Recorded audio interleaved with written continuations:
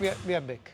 It's our monthly podcast, maybe the one we like most because we can easily and freely talk. We have more time to talk. Okay, that's more relaxed. Literally a coffee time. Let's start from the end almost. We have 4 girls of the academy going to the Asian Championships. Plus Colin. And in three different weapons. And we have Colin. So we have 5 people, 3 different weapons. 4 of them are women.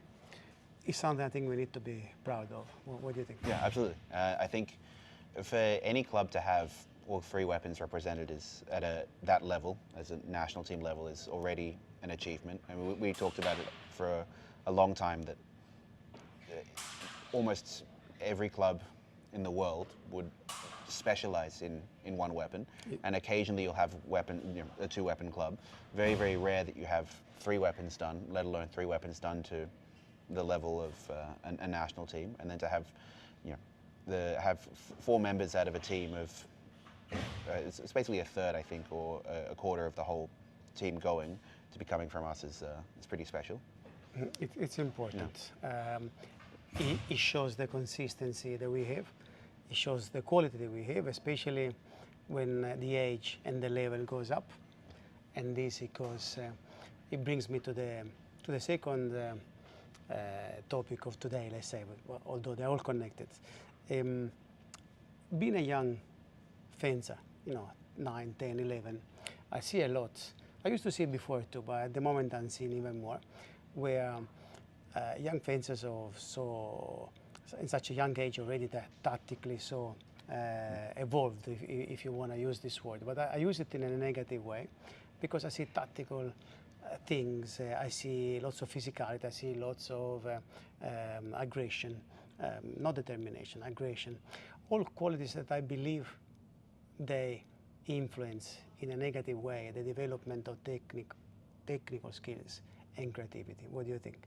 I agree in the whole. I think it's that there's a tendency to want to prioritize a short-term gain, especially in today's environment.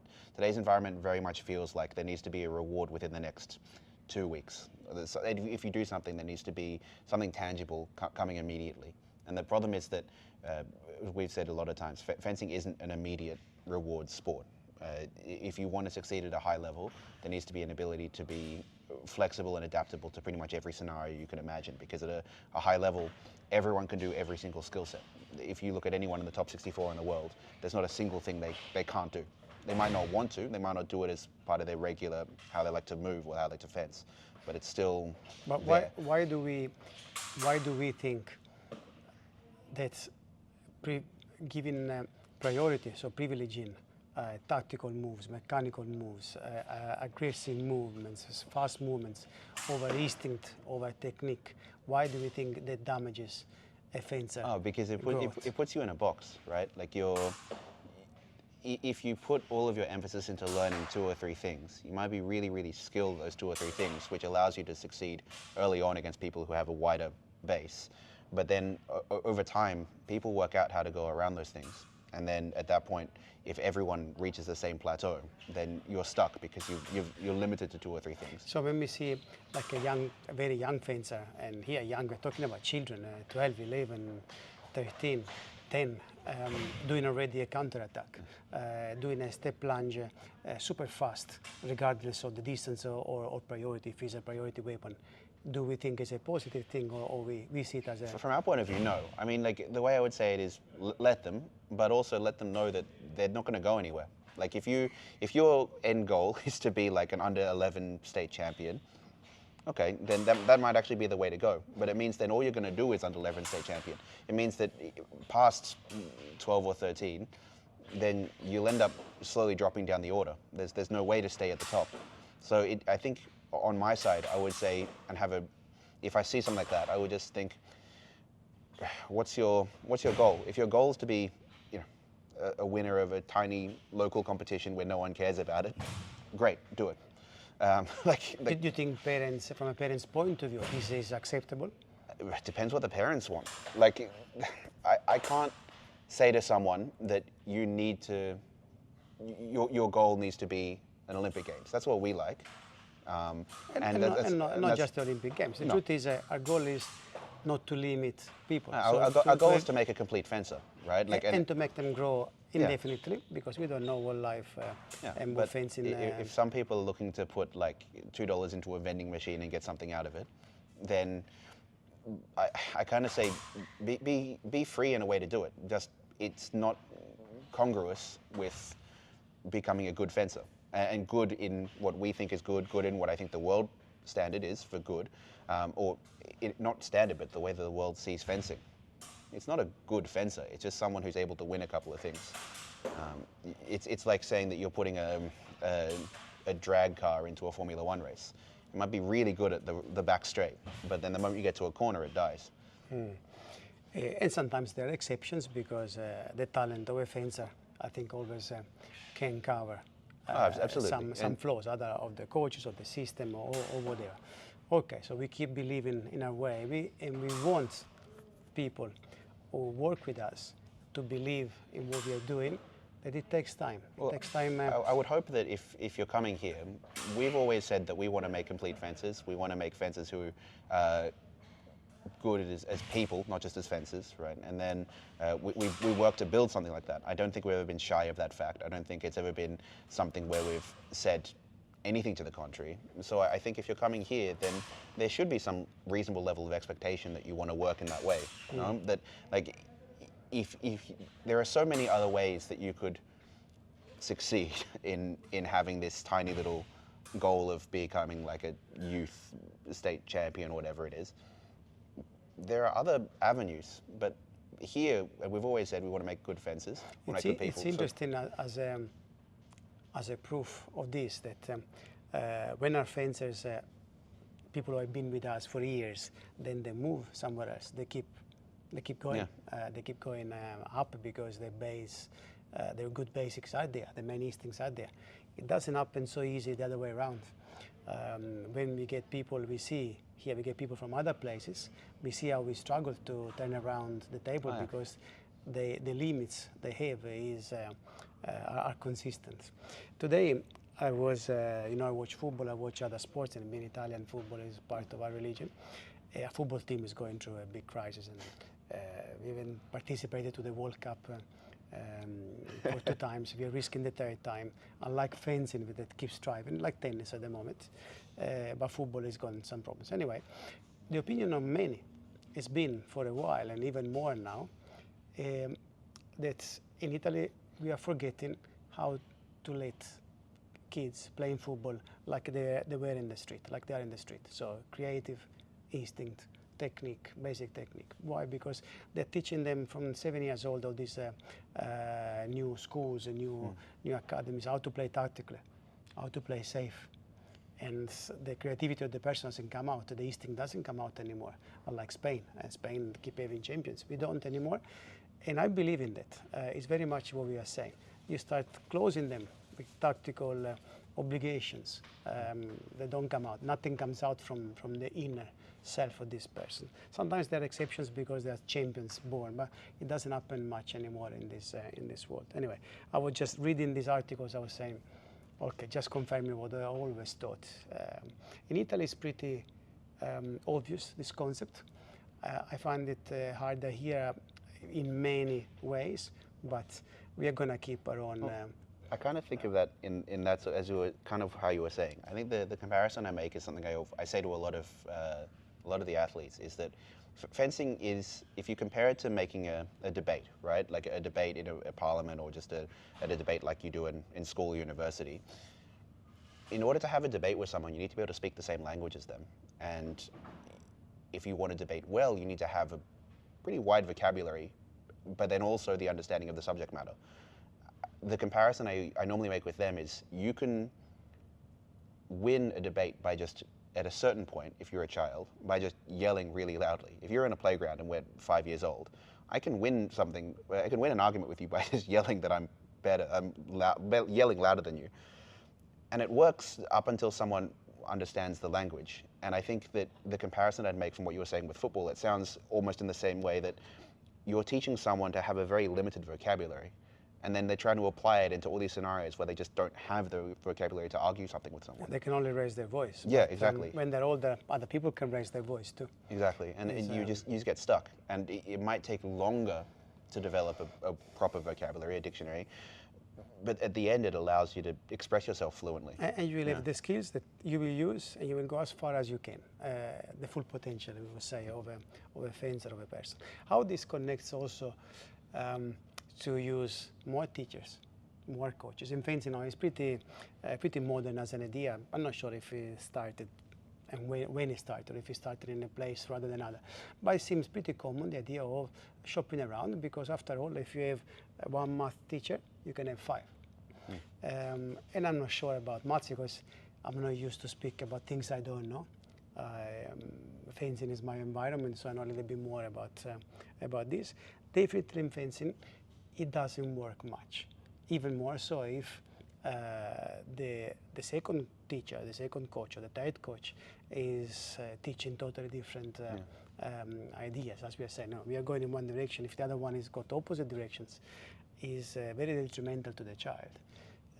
How that can work? What can you say to parents or to athletes if they think? Well, the way I kind of see it is like, it comes back to what I was saying before. You can have a child with like 5 different coaches.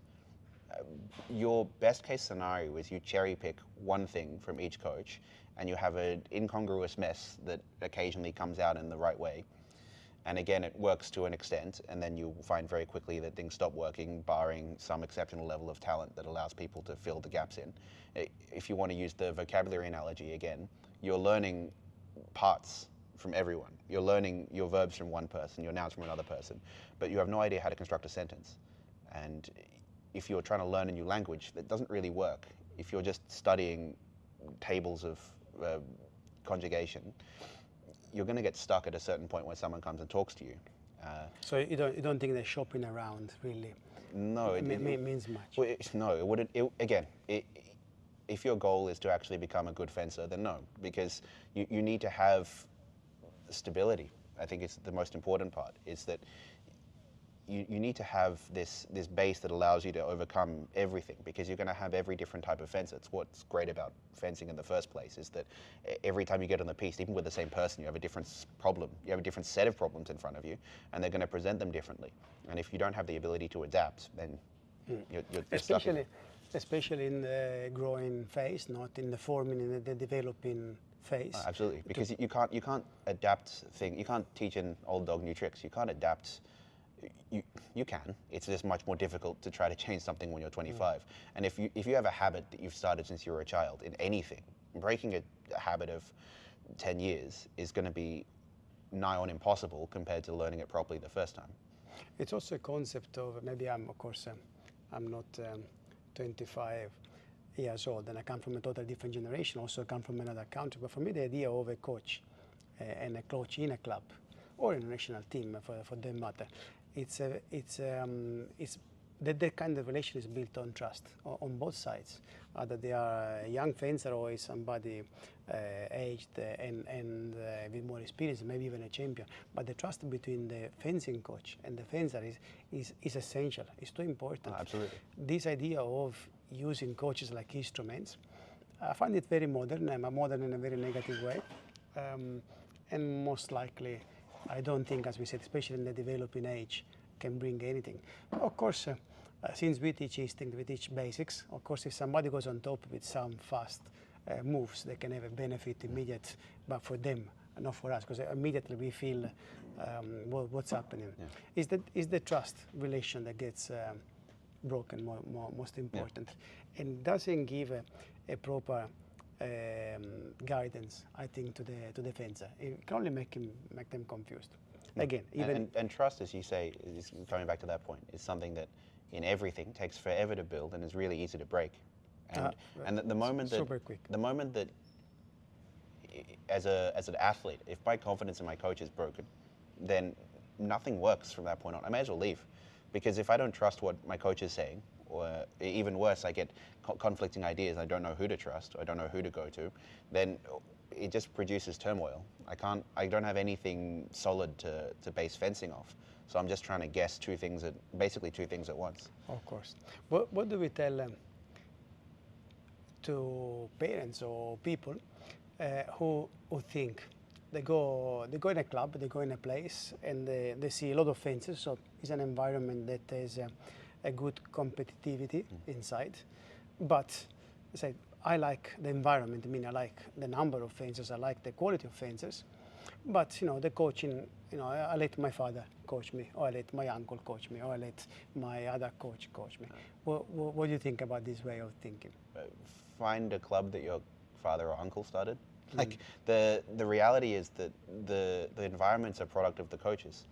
You don't get a club by just buying a whole bunch of fences. You can't go out into the street and shop for them. You can, as has been evidenced recently. You can, but it doesn't produce depth. And depth is what produces an environment. The fact that you have down to the last third of all your fences, they're all capable of fencing. They might not be a world champion. They might not be someone who's ever going to step foot in a competition, realistically, but they can fence and they understand fencing. That's a product of coaching. That's a product of a lot of work put in by a hopefully dedicated group of coaches. So you can't take one part and ignore the other part. They're connected. Yeah, exactly. And if you want to talk about the trust aspect of it, if you don't trust the coaching aspect in a club, why would you trust the other things? You can't just take one part of it. Right? We go back to the idea of pick and choose. Yeah. What you think is based like a supermarket, but truth is it doesn't work much. Okay, it can be done. It doesn't work much, especially in a long term. And if you're a parent, you want to help your child to thrive and grow in a strong fences aren't made by accident. No. Like you can. That's why some coaches are respected over others, or some environments, some clubs are respected more others, because when they see a club that constantly produces good fencers, there must be something there. It's not the food, is it? No. And people from that type of business, they know if these fences have been taken from somewhere else, or they've been produced in their place, or even if they come at the beginning, then they thrive in a different way. Connected still, because it's all again, it's a relation, it's a circle. How do we think a fencer career can be? I go swimming, and I see that they have from tadpole to shark level, whatever they got their names. They're nice. They actually is done in a very nice way. How do we like to progress? Well, what do we think? How do we go? Somebody comes, tomorrow is coming, a parent says, look, I would like my son, my daughter to be a good fencer. She's 9. What do we tell them? We tell them, well, the first conversation I'd have is, what do you define as a good fencer? Because if you come in with an idea of what something good is, it might not be the same thing that we think.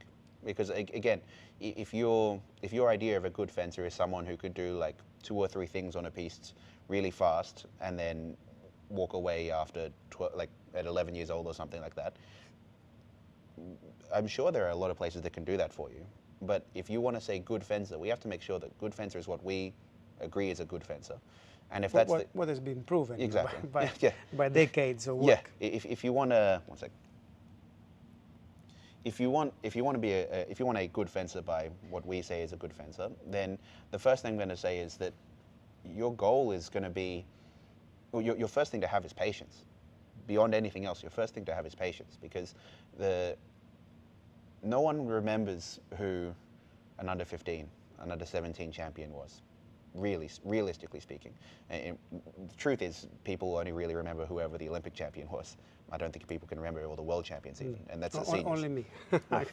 I know. Maybe. I know some. I can remember a few, but like if you want me to list all the Olympic champions, we know yeah. that. So, but what it would be our progression? Somebody comes at 9. Let's say they follow up our system, our belief, our philosophy, our work. We respect with each other. We trust. We said these are very important words for us. Just because we allow creativity and we leave people free to think, it doesn't mean should not be trust and respect. No. This is at the base.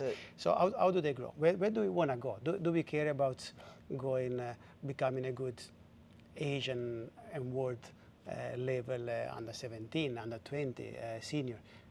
I think we do. I don't think it necessarily reflects in having to go and compete at those levels.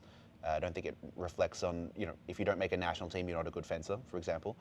What I think it does matter is seeing that the fencer gains this independency as a athlete, first of all. And that obviously takes time, and it's something that normally is assisted by going to competitions. Competitions are a part of growing as a fencer, regardless if you keep doing them or not. It's a way to test the athlete, and so they are a part of a fencer's journey. But I think the main thing in how they grow is that they need to stay in an environment which nurtures them, which is good for them, teaching them the right things, having good fencers around them as well, having the right people around them, until we see as coaches that they have the strength and independency to stay on the piste almost by themselves. Because we've always said from the coaching side that the good fencers almost coach themselves at a certain point.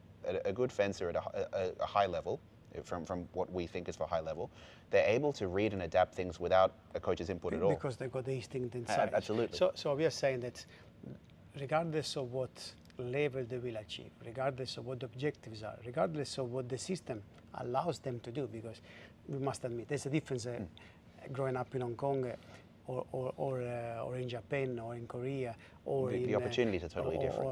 Or in Europe somewhere. The opportunities are different, and in that sense the national team system, national team resources are going to make the difference. This is absolutely the truth. It's not a club that can win a world championship. It has to be through the national team, but the national team needs to do its job, of course. But even if you create a school team or a school participant, doesn't matter, but as long as they keep growing, they keep getting better, we have achieved our main goal. So we give everybody the opportunity to get at the top and never ending the improvement, and then the situation, the will, the objective. So here we must say even the financial situation sometimes will decide what and how far you can go. But nobody has to feel, oh, I reached my top and I'm 13, I don't know what to do anymore. Yeah, absolutely. And it's a sense of, if we say the good fencer aspect again, if you want to define it as that, as you say, is someone who has the ability to grow regardless of whatever's around them. They have the, again, I say the word independency. The independency also comes in the sense that they understand how to improve themselves. They understand it. It's not from a coach, even without the coach's input, and certainly without like a parent telling them something needs to be done some way or the other. That they come to us, and in fact, it's something that we've noticed a lot as well. Is that at a certain point, the fencers who have become strong and independent will come to us with certain questions, and they come to us with questions that are pertinent, which are actually quite insightful. That makes sense. Okay, let's close it with this. Having fun, working hard. Some people split these two concepts as they are opposite. I think they're very much connected and they're very much together. Maybe I'm too Italian in this, but I never believed in no pain, no gain. I recently watched a documentary with somebody very smart that was saying something similar, but anyway, why if you're having fun it means you're not working hard, and why if you're working hard you cannot have fun? I think it's that idea comes from people who just don't like what they're doing. Like if I'm stuck at a 9 to 5 that I hate, that of course I'm going to say that like having fun and working hard are disconnected from each other. But the reality is, and I think I've said this a few times before, is that fencing is something that people do because at the end of the day it's enjoyable.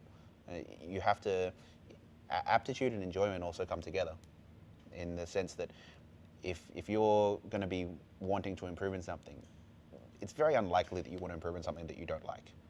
Or at least it won't last long. Yeah, or you're being pushed from outside. And in that sense, if you're doing something that you enjoy, and if you want to improve on that, then of course the work's going to come as part of the course. So it can go together. And so if we teach them from an early age, through discipline, through respect, through trust, to enjoy what they're doing and not just repeating like robots over and over, because it doesn't work in one way. It doesn't work also because it's not fun. Yeah. I don't think to do 250 lunges on the dummy is fun. never thought so. But still, we need to learn. So when I see people smiling and people enjoying and they're working hard as I think it's hard, also compatibly with the age, I think that's the best way. Then if somebody thinks that you need to find people who are very angry and very upset after the training, and that's good, I don't think that's really the case. Yeah. As I said, I think if you're upset and annoyed at after every training session, find something you want to do. Like find something enjoyable. If they have the chance to decide, but sometimes they don't, and sometimes, especially older people, as I said recently. It's in The Little Prince, no? Adults, they were kids once, just they forgot. Yeah. And they forgot that when they were kids, they wanted to enjoy. And if you do something enjoying it, you're gonna achieve much more by far. Sports are recreation at the end of the day. Like it is.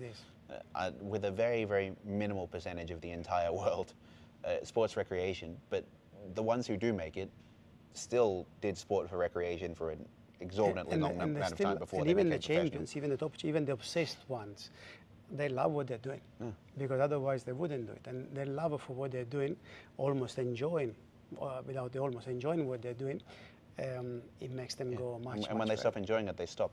That's the end. Usually they stop. All right. Thank you. One more time. Yeah. We'll see you in a month's time, I guess. See you guys.